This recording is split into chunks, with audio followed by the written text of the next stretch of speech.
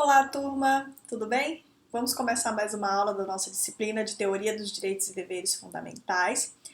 Depois que nós vimos as primeiras definições, as questões históricas, as características e traços dos direitos fundamentais, nós vamos adentrar então na parte de teorias relacionadas aos direitos fundamentais, né? E aí, mesmo preparando essa aula, e pensando já nas próximas, eu me dei conta de uma coisa interessante, né? A disciplina deveria se chamar Teorias dos Direitos e Deveres Fundamentais, porque realmente são várias as teorias que podem ser elencadas para que a gente possa abordar adequadamente esse tema, né? Então, por exemplo, a aula de hoje, quando nós falamos genericamente em teorias dos direitos fundamentais, nós estamos falando naquelas teorias que vão tratar da natureza dos direitos fundamentais. Mas nós também teremos outras teorias, né? Então, na verdade, nós temos aí um conjunto teórico bastante interessante para falar da natureza desses direitos fundamentais, do conteúdo desses direitos, né? Existe a teoria dos limites. Então, assim, se a gente sempre está falando direito fundamental, como estabelecer limites da atuação do Estado, né? Começa por aí. A gente precisa também ter em mente que também há limites para o estabelecimento de limites, né? Então a gente vai entender isso um pouquinho melhor lá na frente, mas existe uma teoria bastante importante nesse sentido, que é a teoria dos limites, e também as teorias relacionadas ao exame de constitucionalidade, que envolve direitos fundamentais, tá certo? Então, na nossa aula de hoje, nós pretendemos fazer essa abordagem mais genérica sobre as teorias dos direitos fundamentais, que estão relacionadas à natureza desses direitos, né?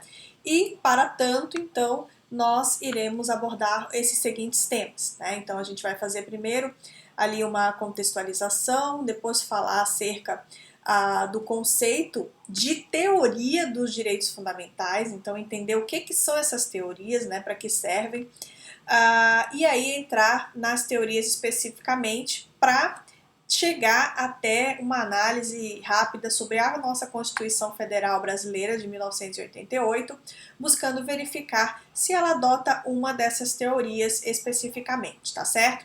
Então, dentro desse conjunto teórico, nós vamos ter a teoria liberal dos direitos fundamentais, nós vamos ter a teoria das garantias institucionais dos direitos fundamentais, a teoria valorativa dos direitos fundamentais, a teoria democrático-funcional dos direitos fundamentais, a teoria social-estatal dos direitos fundamentais e, então, vamos olhar para a nossa Constituição para tentar entender como isso se insere, tá certo? Dentro do nosso ordenamento jurídico pátrio. Então, pensando em questão de contextualização do tema, como nós vimos nas aulas anteriores, né, a ideia, o surgimento das teorias relacionadas, ou mesmo da ideia de direitos fundamentais, tem uma importante vinculação a essa necessidade de abandono da concepção absoluta do Estado, né, na concepção liberal de defesa do cidadão frente à arbitrariedade estatal, que nós vimos que historicamente foi algo que realmente foi bastante abusivo por parte dos poderes constituídos ao longo da história. E a meta, então, dessa reivindicação liberal é a defesa, né, contra a arbitrariedade estatal. Né? Para ser bem enfática, bem reducionista não, bem realmente marcar essa questão, que é algo bastante importante. Né? Então, se os direitos fundamentais eles nascem sob essa questão, né, de liberar o cidadão do jugo do Estado, a gente precisa entender que a concepção dos direitos fundamentais ela não para aí. Por quê? Porque ela também precisa se estender às relações privadas. E aí nós temos uma primeira dificuldade teórica, porque esse nascimento da ideia de direitos fundamentais, ele é muito vinculado à proteção contra o Estado, e que isso dificulta um pouco a construção de um modelo que possa ser extensível às relações privadas, tá certo? Então, todas as teorias que são colocadas nesse sentido de estabelecer uma natureza, elas visam preencher essas lacunas, né? Elas visam, na verdade, nos fornecer substratos para que nós possamos fazer uma interpretação o mais perto do ideal possível, né, para os direitos fundamentais, e que, obviamente, incluem essa proteção do Estado, mas também uma proteção dos cidadãos em suas relações privadas, tá? E não somente com relação ao Estado. Então, primeiramente, aqui um conceito de teoria dos direitos fundamentais, faltou fundamentais em slide. Esse conceito é trazido de forma bastante simples, objetiva e direta aqui, né, no nosso livro, que também está recomendado lá na literatura da disciplina, do Marcelo Schenck-Duck, né? Então ele traz autores da literatura alemã para explicar boa parte desses temas, né? Então é um âmbito, na verdade, que discute essa categoria de direitos fundamentais de forma bastante tradicional no ramo do direito. Então ele coloca aqui a teoria dos direitos fundamentais é uma concepção sistemática orientada sobre o caráter geral, direção de objetivos normativos e alcance jurídico do conteúdo dos direitos fundamentais.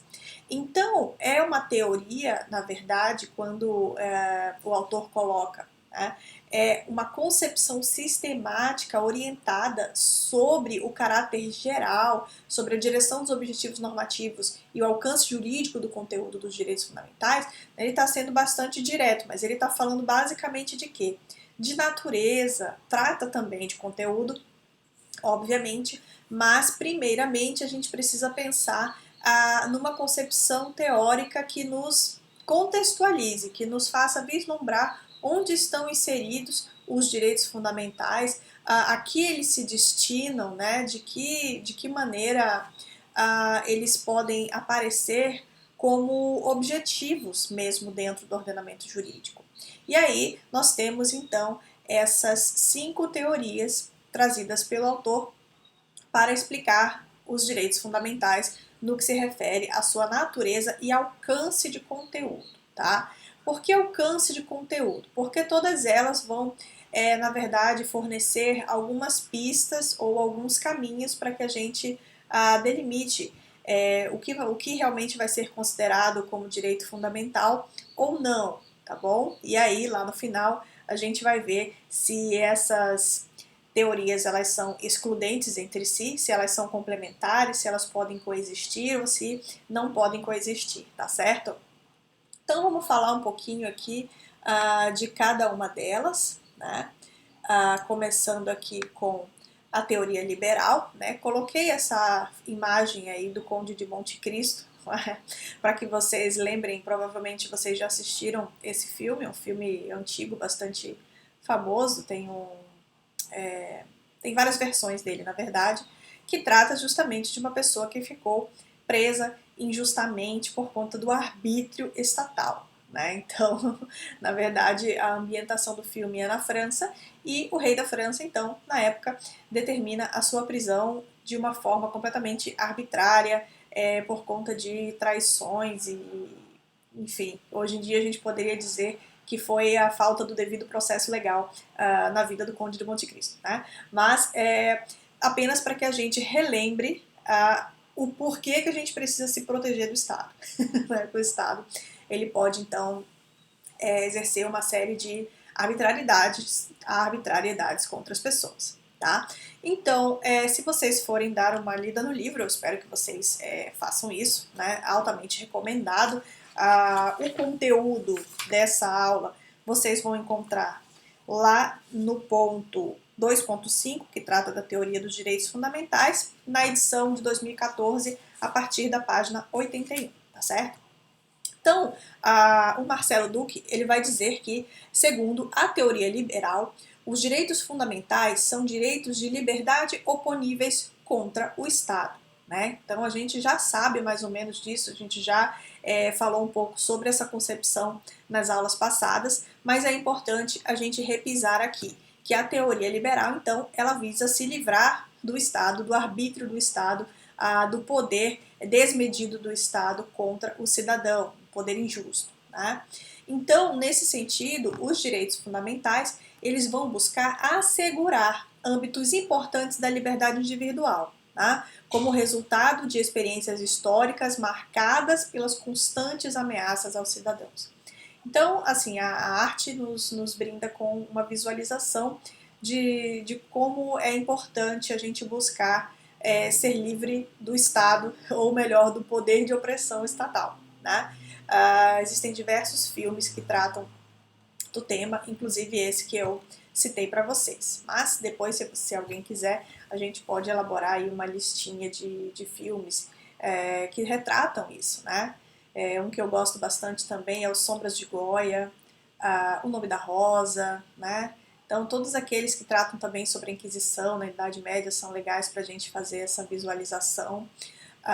Mas, então, apenas voltando aqui para o nosso tema, a teoria liberal, ela vai buscar essa liberdade, tá? Então, teoria liberal, obviamente, né, a gente pode fazer essa vinculação, liberdade individual contra o arbítrio do Estado.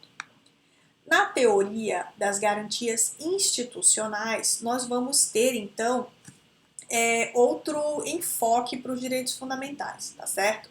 Para essa teoria, esses direitos eles vão ter um caráter de princípios ordenadores objetivos para os âmbitos da vida por eles protegidos. Então, é como se os direitos fundamentais no âmbito das garantias institucionais eles fossem nortear o Estado, né, as instituições estatais, para que forneçam os direitos fundamentais básicos dos cidadãos, tá certo? Esses direitos, então, diferentemente dos outros, eles vão se desenvolver de uma maneira institucionalizada, pela via das regulamentações normativas. Então, aqui a gente tem uma concepção um pouco diferente do liberal. Né? O liberal diz que o Estado, enfim, ele não tem que se meter e que ele não deve intervir de forma alguma. Aqui a gente está dizendo que a gente vai usar as próprias estruturas institucionais para proteger o cidadão, né? Para proteger inclusive os direitos de liberdade, porém na via da atuação estatal, né? De maneira que então haja a observância não apenas de liberdades civis clássicas, né, mas de liberdades no sentido geral. E para isso se utiliza então de uma configuração jurídica pormenorizada, né, então sistematizada, detalhada, com um ordenamento jurídico consolidado, que vise a direção, a medida, a segurança, o conteúdo e a divisão de tarefas dentro do Estado para que sejam assegurados os direitos fundamentais. Então, primeiramente, nós temos uma teoria liberal, né, que pleiteia que o Estado, então, não intervenha, né, e que a garantia dos direitos, então, seja nesse sentido negativo, né, de que o Estado não exerça poderes arbitrários contra o cidadão. E aqui nós temos, então, a necessidade de que o Estado atue, né? É outra concepção, que a princípio pode parecer um pouco contraditória, mas a gente vai ver que não é bem assim, certo? A próxima teoria, então, é a teoria valorativa. Na teoria valorativa, os direitos fundamentais eles aparecem como expressão dos valores que fundam a atuação do Estado. Então, para essa teoria, os direitos fundamentais eles precisam ser colocados, eles precisam ser criados a partir dos valores que a sociedade, que a comunidade vai designar como valores importantes a serem defendidos. A teoria valorativa, para mim, né, eu acho ela bastante importante porque ela nos ajuda, inclusive, na delimitação e na a concretização de princípios jurídicos. Os princípios jurídicos, eles são bastante importantes, porque eles partem dos valores que a sociedade define como relevantes, para a partir de então construir os direitos, né? Então, para essa teoria, nós vamos fundar a atuação do Estado a partir do que define a sociedade como algo que seja importante, como algo relevante. Então, os bens jurídicos a serem tutelados vão depender desses valores estatais, tá? Portanto, essa teoria ela vai expressar dentro das ideias de direitos fundamentais uma ordem de valores vigentes na comunidade, tá certo? Os valores, portanto, expressos na Constituição, eles vão ter um destaque interessante. Por quê? Porque quando a gente fala isso, a gente pode fazer um link com a teoria dos princípios jurídicos, lá no Robert Alexy, né? Partindo dessa concepção de que o ordenamento vai adotar valores que a sociedade reputa como importantes, a gente pode e deve muitas vezes partir do pressuposto de que esses valores, então, eles devem estar compostos, eles devem estar demonstrados na Constituição, né? Tendo em conta que a Constituição é a lei maior, né? A Carta Magna, que vai definir de onde vão espraiar as outras normas que vão estar sob a égide de um determinado Estado, tá certo? Então é importante que esses valores apareçam na Constituição Federal, mas a gente tem casos de que nem sempre eles vão aparecer. Por quê? Porque a sociedade ela vive em constante mutação, em constante evolução. Então, os valores sociais de 50, 70 anos atrás não são mais os mesmos vigentes atualmente, concordam comigo? Tá? Então, se há 50, 70 anos atrás nós tínhamos um quadro de intolerância, né? Pouco tempo atrás, pouco pensando no que existe de história da humanidade, né? As pessoas escravizavam umas às outras. E era absolutamente normal e fazia parte dos valores das sociedades da época, da sociedade escravocrata, por exemplo. Hoje em dia é inadmissível, né? Nós não podemos pensar uma sociedade onde haja escravidão de seres humanos. Então não tem condição. Então, graças a Deus, a gente evolui, a gente muda e os nossos valores, por consequência, eles mudam também. Então, nem sempre tudo vai estar automaticamente expresso na Constituição Federal, né? Eu, por exemplo, eu estudei, como pesquiso a questão ambiental, estudei um princípio jurídico que está em construção, né, para aplicação no direito, que é o princípio do protetor-recebedor. Então, nós já temos o poluidor-pagador de uma maneira bastante, não sei se vocês já viram, acho que não viram ainda direito ambiental, mas lá no direito ambiental vocês vão entender o que é o princípio do poluidor-pagador e o princípio do protetor-recebedor no direito ambiental, né? Poluidor-pagador já é um princípio mais antigo, já é algo mais consolidado. O protetor-recebedor não, é algo que está ainda em construção, né?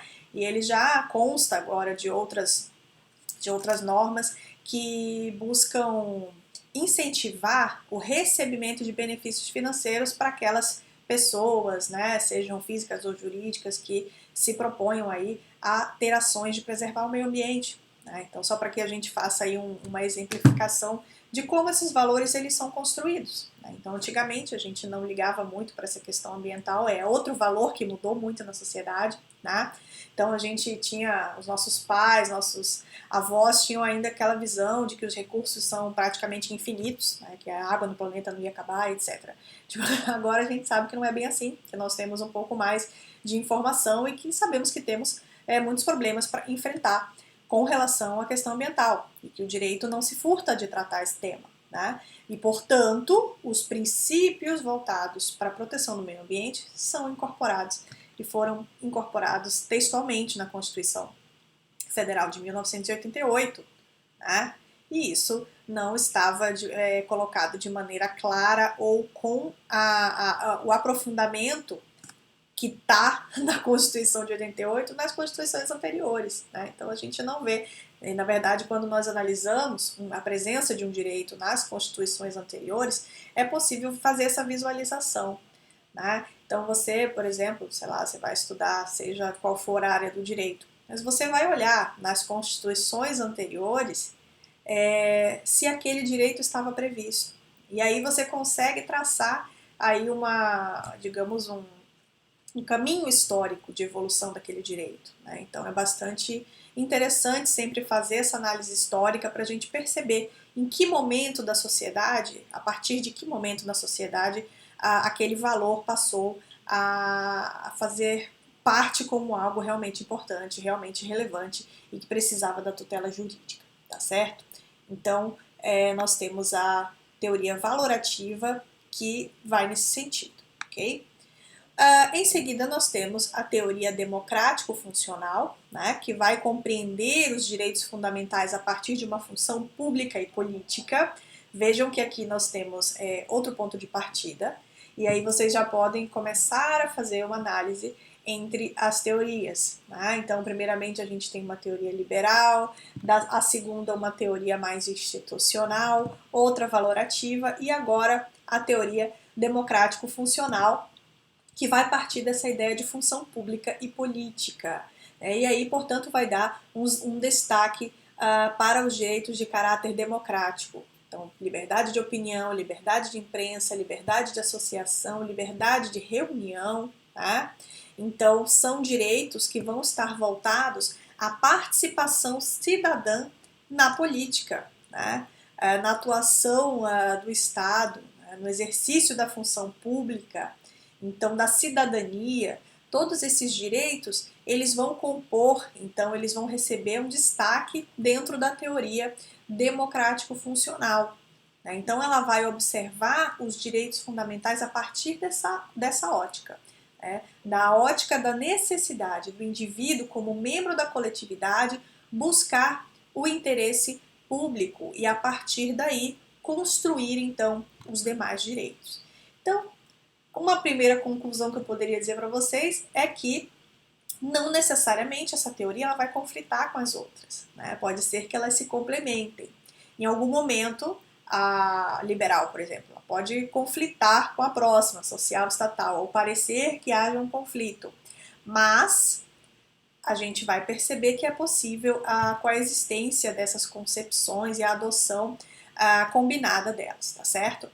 Então, continuando, essa teoria democrático-funcional, né, concluindo, na verdade, ela vai valorizar a participação do indivíduo nesse processo público, político, democrático, cidadão, tá certo? Então, nós vamos, dentro dessa teoria, partir dessa ideia. E aí nós temos a teoria social estatal, que vai, então, apresentar os direitos fundamentais como pretensões a prestações estatais sociais dirigidas ao Estado.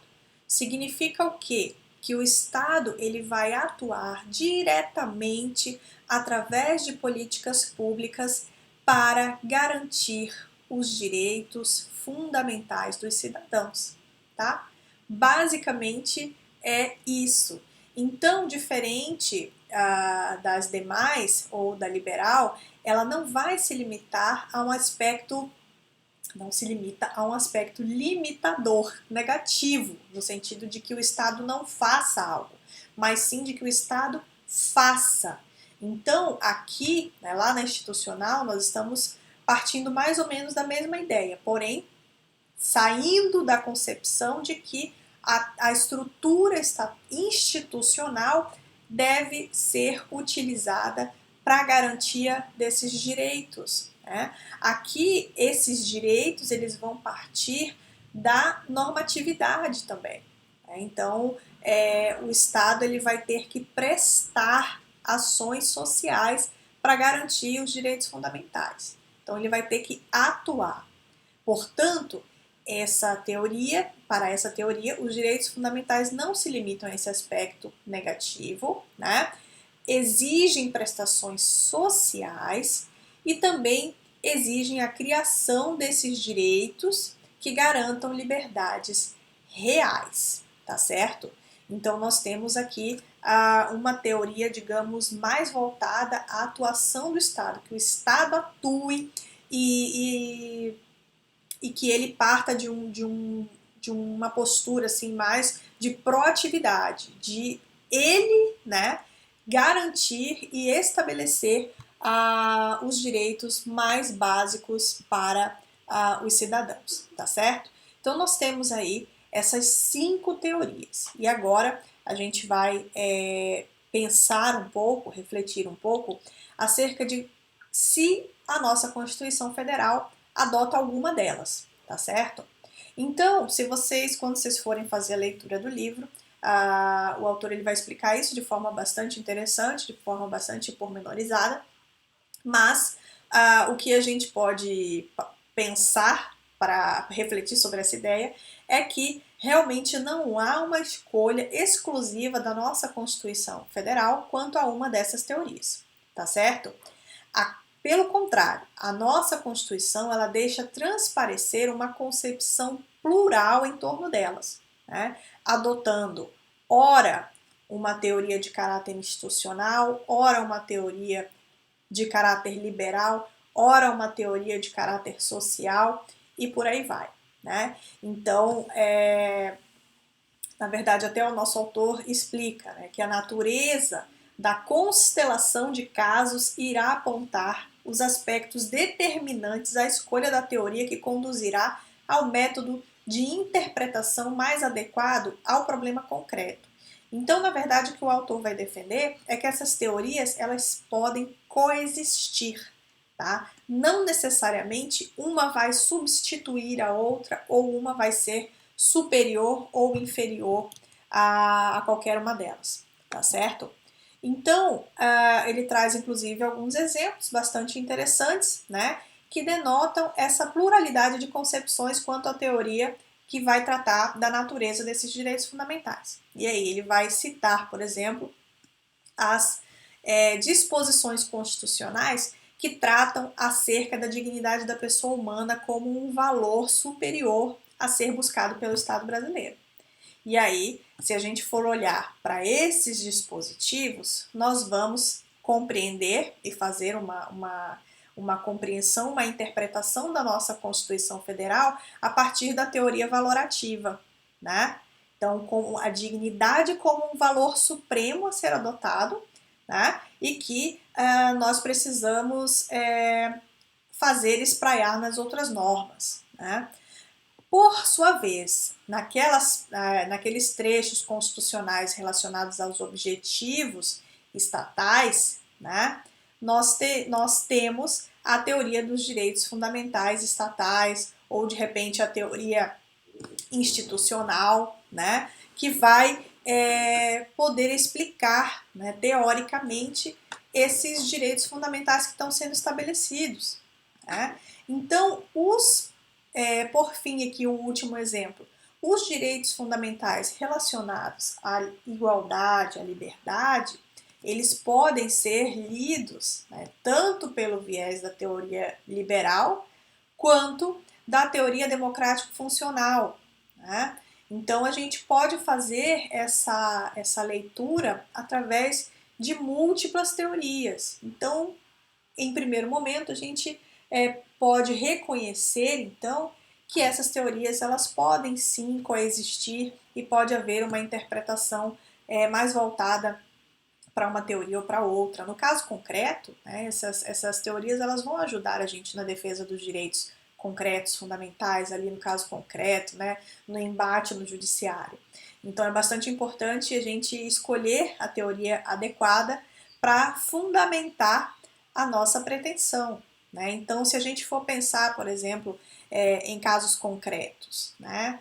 Então, você vai pensar, por exemplo, a partir da teoria liberal, uma situação em que um paciente de uma doença rara precisa de um remédio de custo milionário, se você pensar essa questão só sob a ótica da teoria liberal, vai ser possível alguma tutela que traga um benefício para essa pessoa que está precisando do amparo estatal naquele momento de fragilidade, né? Não, acho que a teoria liberal ela não vai ajudar muito nesse sentido. Então, o que nós precisamos nos socorrer? De uma teoria que busque atender a um objetivo maior, a um valor maior. Então, de repente, utilizar uma teoria valorativa, uma teoria mais voltada à questão institucional ou democrático-funcional, né? Ou aos direitos fundamentais relacionados ao Estado, né? Exigir do Estado a observância desses direitos fundamentais. Então, a teoria a ser utilizada vai depender muito do caso concreto. Agora, vocês podem se perguntar, tá, professora, mas então a gente não tem uma segurança a respeito de qual teoria, né? Até que ponto é possível a adoção de diferentes teorias que podem parecer contraditórias? O que eu vou dizer para vocês nesse sentido? Gente, pontualmente as teorias elas trazem sim divergências entre si. Porém, a gente precisa compreender que a nossa sociedade é plural, que a nossa sociedade ela é composta de pessoas, de grupos que têm visões distintas, que têm necessidades distintas, diferentes. Então, quando a gente utiliza essas teorias, né, dentro de um mesmo ordenamento jurídico, mas utiliza teorias que podem parecer contraditórias no mesmo momento, na verdade, o que nós estamos fazendo é a adoção de acordo com o caso, de acordo com a necessidade de atender ao objetivo estatal, de atender à nossa concepção do Estado. Se nós estamos pensando a partir do Estado democrático de direito, um Estado que busca fazer a justiça, que busca atender aos nossos anseios de liberdade, mas que também busca do Estado a tutela necessária para uma convivência harmônica e pacífica, essas teorias todas, elas precisam estar em equilíbrio, gente. Por isso que eu pus a balança aqui no slide, tá certo? Então, o que o nosso autor vai dizer? Que toda teoria acerca dos direitos fundamentais consegue ser, no máximo, uma aproximação de uma teoria ideal que abrange, de forma mais ampla possível, os preceitos legais, verdadeiros ou corretos de forma otimizada. Então, o que a gente precisa compreender quando está estudando essas teorias todas? A gente precisa compreender que nenhuma delas vai trazer uma totalidade de soluções para a diversidade e para o contexto plural brasileiro. Uma delas apenas não pode responder, não vai responder à quantidade de visões, à quantidade de perspectivas que tem dentro de uma sociedade num país complexo como é o Brasil, né? Então, quando nós fazemos essa aplicação analítica, buscando atender aos objetivos do Estado,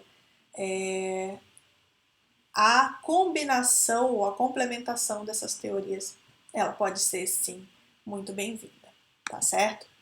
Então, o autor vai dizer também, né, que a solução para o correto uso dessas teorias passa pela tentativa combinada ou complementações entre essas teorias, as diferenças teóricas, né, ele vai dizer que as diferenças teóricas não vão excluir as conexões que existem entre essas teorias, porque apesar de vieses diferentes, elas sim convergem para um determinado ponto, né, que é a atuação do Estado na promoção dos direitos fundamentais. Então, seja sob um viés negativo, como liberal, né, de não agir do Estado, ou sob vieses positivos contidos nas outras teorias, o Estado ele tem que assumir uma postura, né? Então, a gente tem convergências necessárias aí que precisam ser consideradas conforme a natureza do caso analisado, tá certo? Então, vamos pensar as nossas sugestões a partir daí e, em suma, né, sempre ter em mente que o melhor caminho é o do diálogo.